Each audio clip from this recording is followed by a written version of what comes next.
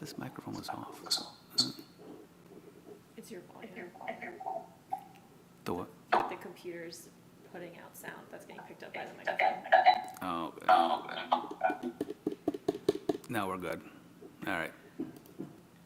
Okay. I noticed the on-air, the sign isn't lit up. Are we set over there? Hey. You all set, Lindsay? All right, cool. All right. All right, good evening, everyone. This is the Hastings Planning Commission meeting for August 25th, 2025, the regular meeting. Call the meeting to order. And first up is oath of office for our newest commissioner. Welcome, Nicole DePalma. And administering the oath will be John Hinsman. And turn it over to you. Thank you, Mr. Chair. Planning Commissioners, we're happy to welcome Nicole DePalma to the Planning Commission tonight, serving as our newest member. And so I would like to administer the oath of office. Do you have a copy of this, Nicole? I'll give you one here. And that way sometimes it might be more difficult to follow along. If you could raise your right hand, Nicole, and repeat after me.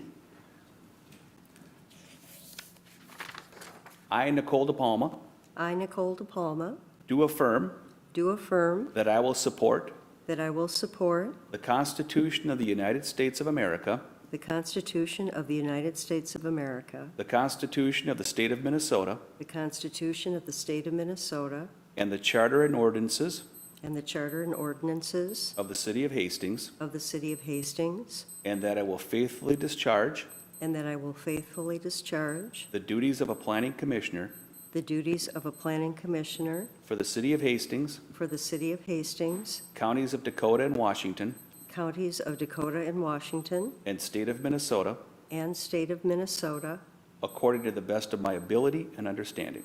according to the best, of my ability and understanding. Well, congratulations, Commissioner. Thank you. All right. Thank you, John. All right, perfect. Well, welcome. We're excited to have you. Let's see. Next up on the agenda is the approval of the minutes from August 11, 2025 regular meeting. Commissioners, any comments, questions? None? All right, seeing none, we'll consider those to be approved.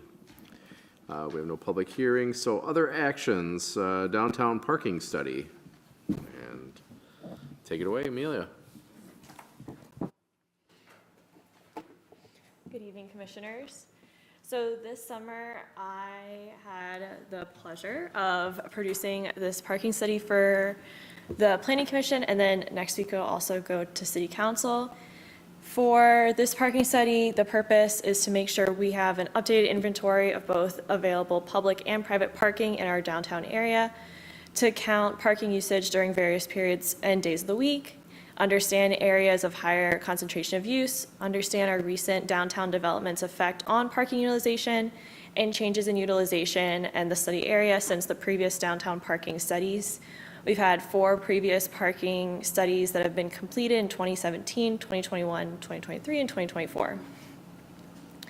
So this is the study area within itself, understanding that we're really focused on our downtown area, basically with the train tracks to the east, ending on Eddy / kind of Spring on the west, so we incorporate the Confluence's parking lot, and then going north towards the river and south to 5th.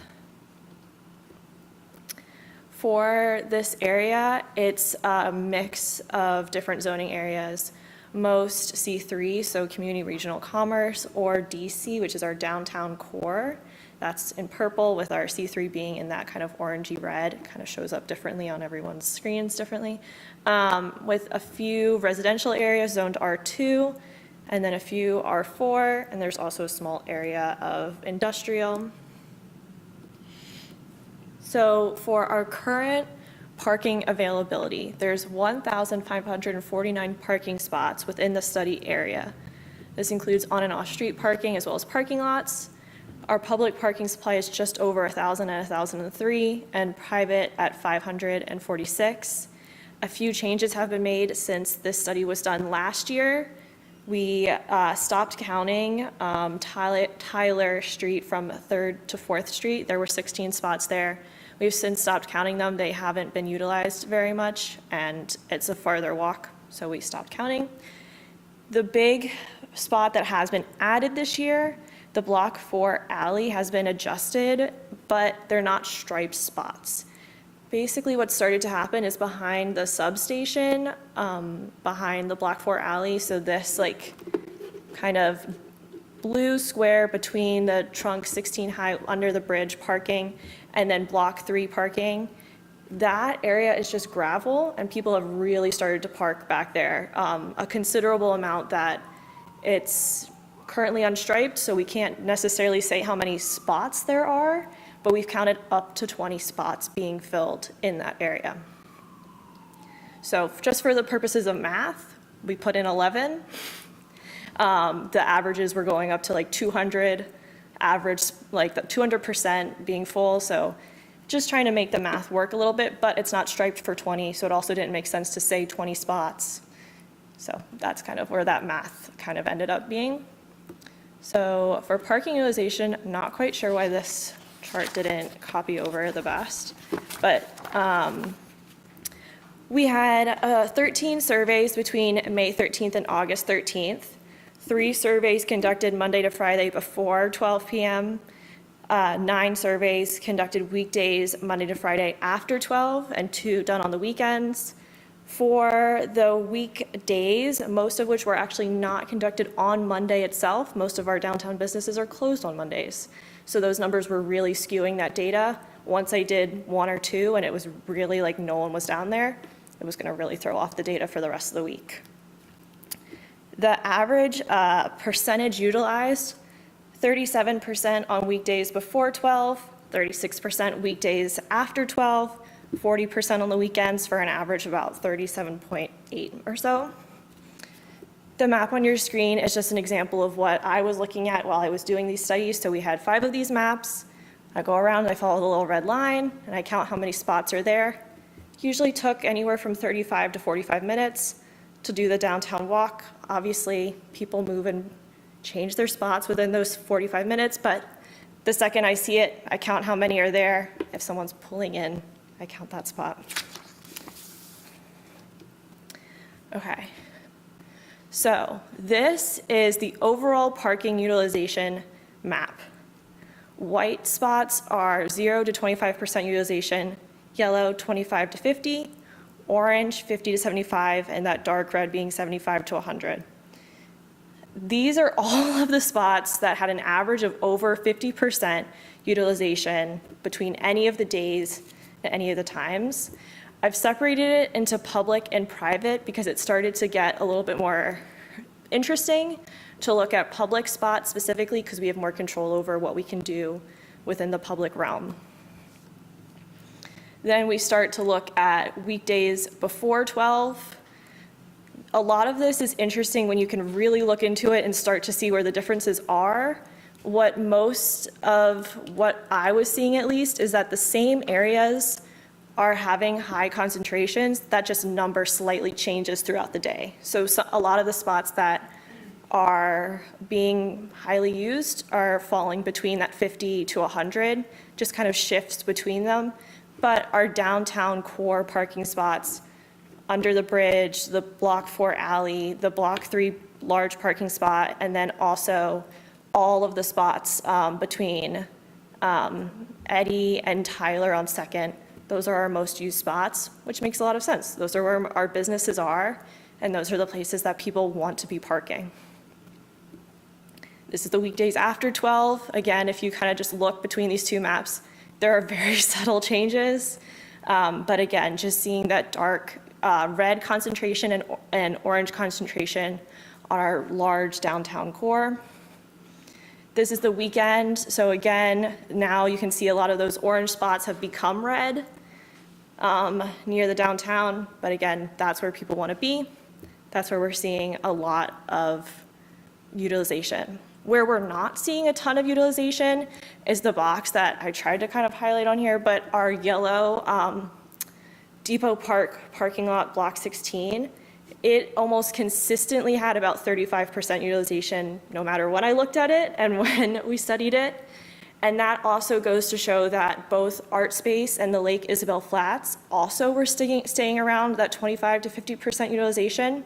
So those new residential developments have not had a significant impact on parking availability downtown, both within their own lots and then also the largest lot between the two are still pretty consistently being utilized, but not to their highest potential. I don't know why this didn't copy over either. So it was looking great when I uploaded it. But after those few pages in your packet with the parking utilization, then you have your top 10 most utilized public parking area table. And this kind of goes through, based on the numbers, what we've already started to see, the Block 4 alley and the gravel being our most used based on averages, which gets tricky when those spots aren't striped. Sibley Street north of 2nd, the parking lot under Trunk Highway 61 Bridge, 2nd Street Eddy to Vermilion, 2nd Street Sibley to Ramsey, Sibley Street 2nd to 3rd, the Block 3 parking lot, Ramsey north of 2nd, 4th Street Vermilion to Sibley, and 2nd Street Vermilion to Sibley. So that all starts to get a little bit confusing when you're talking about those very specific blocks of on-street parking. So this is kind of what it looks like. Those are our top 10 most utilized public parking areas downtown, which makes sense with what we see, what we know about those areas. What is interesting is that these are all, besides the lot under the bridge and the Block 3 parking lot, those are all very small areas. We have our double-decker parking lot for the Confluence, across the street from the Confluence, almost rarely hit a large number of parking utilization. The top deck of that barely got over 30. It's a full deck of parking and it's very rarely utilized despite being in such close proximity to these other highly utilized areas. And then also again with the Block 16 Depot Park parking lot also not appearing on this top 10 list. Those are key big parking lot areas that could be getting more use and they're just not. I have a question, Amelia. Yeah. When are you looking at the weekend day? Is it like in the middle of the day or is it in the evening? Because that two-decker one is packed on a Saturday night usually when there's it's a wedding parking lot. Right. Are you looking then ever or no? So weekends got a little tricky because I don't work on the weekends. So John did both of our weekend studies. I don't remember off the top of my head when those were Yeah, conducted. Commissioner, we did those in the middle of the afternoon, so we didn't get the nighttime traffic that may be from the confluence there. Because that's when that gets busy, is like Friday, Saturday night, there's a wedding. Okay, That thing is packed. okay, Like, that'd be good to know. That does get utilized to both levels when there's a wedding at Confluence. That's what I'm. Thank you. So here is our 2017 to 2025 analysis. So these blue bars are the total number of parking spots, and with the orange being total average being utilized. So what's interesting here is that it's kind of consistently been staying around about a 30 to 38% utilization these past almost, 9 years. Then what's also interesting is where we have been seeing increase are these past 2 years. Our parking supply has stayed relatively the same these past 2 years with only a few spots being added, but we have seen a pretty dramatic increase in terms of a parking study that hasn't shown that much increase in the past few years. We had about a 5% increase this year, which is really exciting because that means more people are coming downtown. So this is a comparison to a Walmart building and also a Walmart parking lot. This is a really interesting kind of perception of where you're going and how far away you need to park to get there. When you're looking for parking downtown, it's very typical to just try to find a spot right in front of where you're going. And when you are shopping at a Walmart or another big box store, that's typically not what happens. You have a huge parking lot hopefully you can get a spot close, but not everyone is like prioritizing getting that first front spot. And when you compare how far you're walking from your spot to the building itself and then walking around the building, it takes up most of our downtown. Yet we see the concentration of parking right in those main spots. And when we hear complaints that there isn't enough parking, it's very much focused on those very close proximity spots when there's a ton of parking if you just zoom out even just a block or two. There's been a lot of research starting to happen in the planning realm about this and understanding sightlines and perception of distances and why it makes people feel that there isn't enough parking when, unless there are mobility issues or access issues, obviously when that comes into play, those can be addressed in other ways. One of the things I was looking into is understanding how many handicap parking spots we have, and if those need to be increased, if that's the issue, is that there aren't enough accessible parking spots, or if there are parking spots, they're just a little bit further, and understanding that as well. So the big conclusions and the big takeaways that I would love for everyone to take away from this is that an average utilization of 38%, downtown Hastings has enough parking to support our current businesses and can support future development. Parking utilization has been increasing, but this is a great thing. Fewer spots means more spots are full with people visiting and enjoying our historic downtown. While parking can be tight during major downtown events, our current parking stock is more than enough to handle day-to-day parking needs. So we can handle our day-to-day parking demands. Parking utilization is increasing. The Block 4 alley and gravel area has significantly increased, specifically in these past few years. Lake Isabel Flats and Art Space have not strained the surrounding parking areas, and downtown Hastings can handle future commercial and residential development. All right, thank you, Amelia. Very nice report, very comprehensive, very easy to follow. Doesn't leave a lot of questions per se, but commissioners, I will open it up to anyone that wishes to make any comments or discussion. Well, go ahead, we're up. All right, Commissioner I did have Bowles. one other comment. I know you talked about, weddings and stuff Saturday nights at the Confluence, but I also, the same thing, I don't, during the car shows too, it's kind of also, a lot of those spots are taken up by the people that are exhibiting as well as, so I don't know if those times were studied at all? They weren't either, okay. No, because again, those are such special circumstances. I understand that they do put a huge strain on parking, especially when, for Rivertown Days, you close down those streets and it becomes a whole different ballgame. But it's kind of tricky to pick and choose events when you do study it and then affect parking for the other 364 days of the year based on one event's availability. I agree with that, but if weddings and going out for dinner every Friday, Saturday, and Sundays, when those are busier times and should at least be part of the study at some point, I would think. Yeah. Maybe something to think about in the future, so. All right, we're just going to go right down the line. So Commissioner McGrath. Thank you for the report. It was interesting and very fact-filled, so thank you so much. I just had a question. The gravel area that you're referencing that can fit up to 20 spots, that's the area behind the old Onion and the Legion, right? That gravel alleyway, is that what? Okay. And is that permitted park, are people supposed to be parking there? They must have to parallel park back there, right? It would just be like, I don't understand how you could park back there. Yeah, as far as if they're permitted to park there or not, I'm unsure. I believe we own the property or Excel owns the property, one of the two. In the past, we had a couple of cars. This year, there's just been more utilization, and they park in a somewhat orderly manner, but it's not striped or anything. Sure, and Commissioner Peters. You mentioned, you referenced accessibility and accessible parking spots. Was that part of the study? And, would it be in the future just to determine if there are enough accessible parking spots downtown?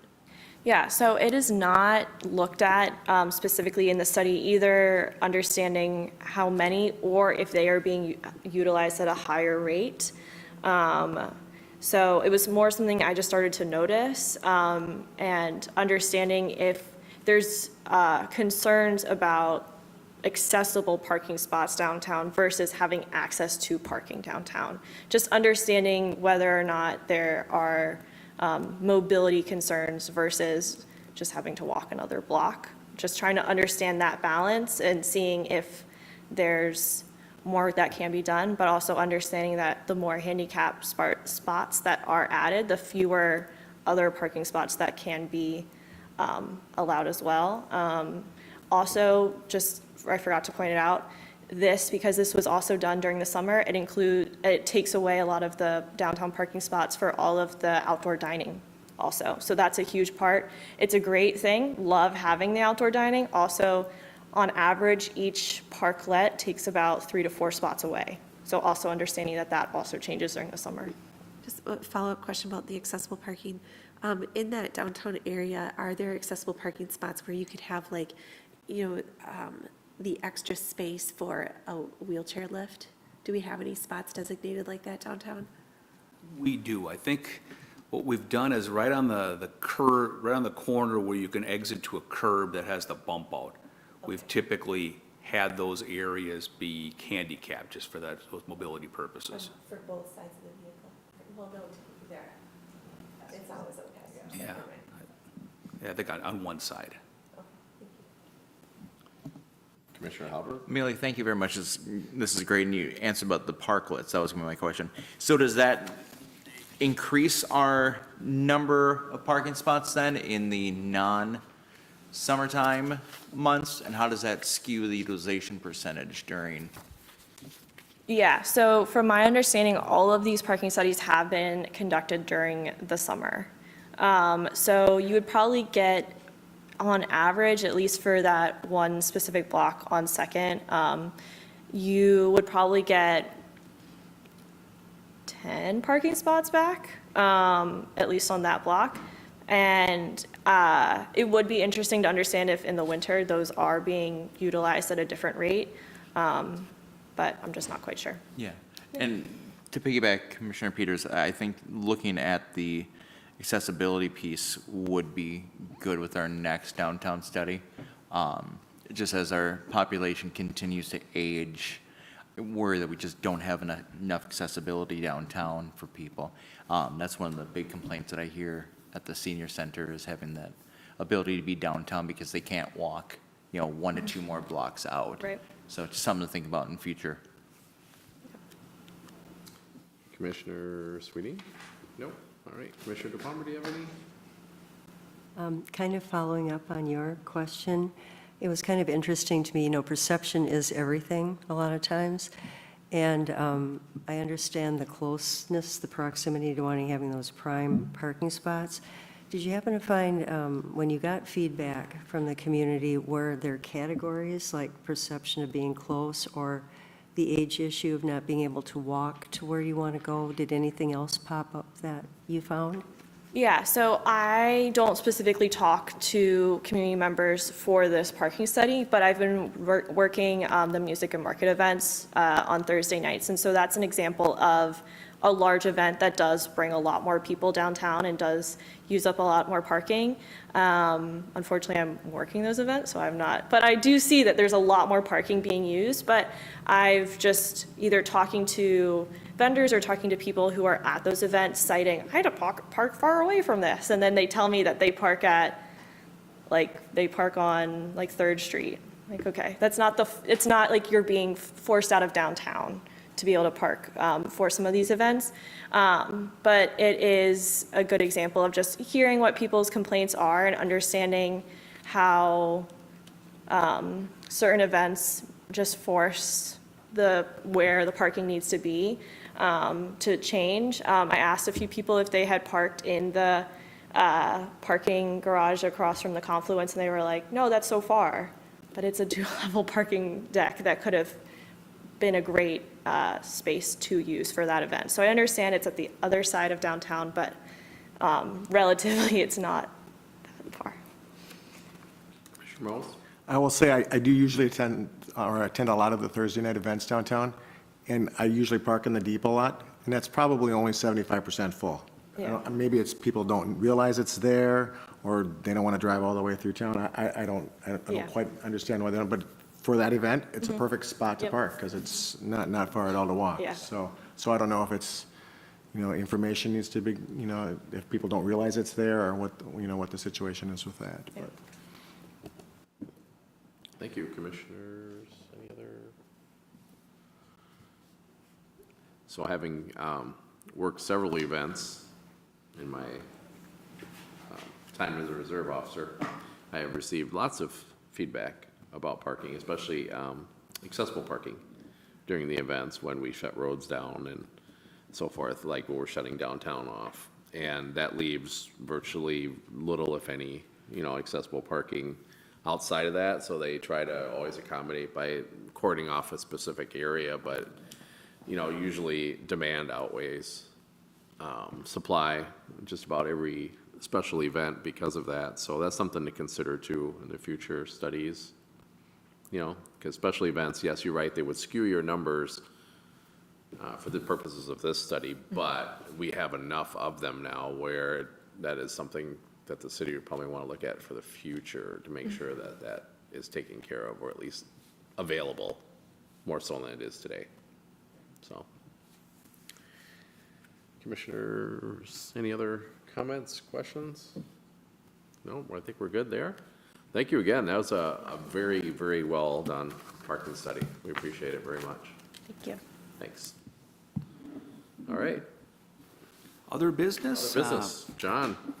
Looking at city council actions, the last meeting, there's a couple extensions that were granted. One of them for the Sweet Living Complex that we gave approval to in 2022. This is a 32-unit senior facility, memory care, assisted living.